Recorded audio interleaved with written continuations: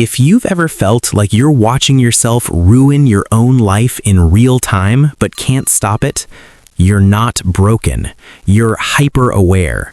And that's actually more dangerous than being clueless. You know that feeling? You're sitting in a conversation, nodding, smiling, but there's a voice in your head narrating everything.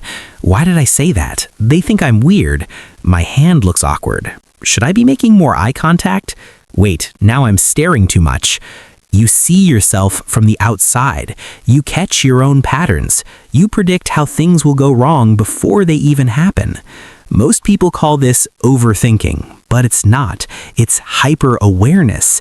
And if you have it, you already know it's exhausting. Here's what psychologists don't tell you. Hyper-awareness is a trauma response.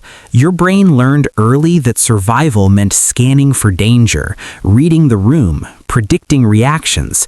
So now, even in safe spaces, you can't turn it off. You're the person who replays conversations for days, notices micro-expressions others miss, feels drained after socializing because you were performing the whole time, knows exactly what's wrong in your life, but still can't fix it.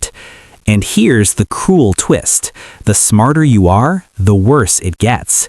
Because intelligence without action becomes a prison. You analyze every option until you're paralyzed. You see 10 steps ahead, so you never take step 1. You're too aware of how you could fail, how you could be judged, how everything could go wrong. Therapists call this metacognition. Philosophers call it the curse of consciousness. But what it really is you being the director, the actor, and the critic of your own life all at once. So why does this happen to some people and not others? 3 reasons. 1. High sensitivity plus high intelligence. You process more information than the average person. You notice patterns in behavior, tone, energy. It's like having HD vision in a standard definition world. Sounds like a gift, right?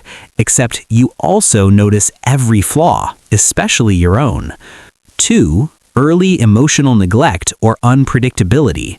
If you grew up reading your parents' moods to feel safe or had to manage emotions in your household, your brain wired itself for constant vigilance. You became fluent in unspoken language. Now you can't unhear it. 3. Identity fragmentation. Here's the deep cut. When you're hyper-aware, you lose touch with instinct. Normal people act, then reflect. You reflect before, during, and after, so you never fully experience the moment. You're always one step removed, watching yourself live instead of living. Real example, a study from the University of Cambridge found that people with high self-monitoring, that's you, were more socially adaptable but reported lower life satisfaction. Why? Because authenticity requires unconsciousness. You can't be real when you're directing every word. And here's what no one talks about. Hyper-aware people are often the most misunderstood. People think you're cold. You're just protecting yourself. Arrogant, you're actually terrified of being judged. Lazy, you're paralyzed by overanalysis. But the truth is, you feel everything. You just learned to hide it so well that even you forget it's there. Now, here's the part that changes everything. Hyper-awareness isn't the problem. Suppression is. You've been taught that your sensitivity is a weakness, that overthinking is bad, that you need to just relax or stop caring so much. But what if I told you the goal isn't to stop being aware, it's to integrate it? The most powerful people in the world, artists, leaders, visionaries, they're hyper-aware too, but they learned to channel it instead of fight it. They use their pattern recognition to predict trends. They use their emotional radar to build deep connections. They use their self-awareness to create, not just criticize. The secret? Stop trying to think less. Start trying to act more. Because here's the final truth. Awareness without action is just anxiety. But awareness with action, that's mastery. So if you're watching this and you felt seen, good. You're not alone. You're not broken. You're just aware. Now it's time to do something with it.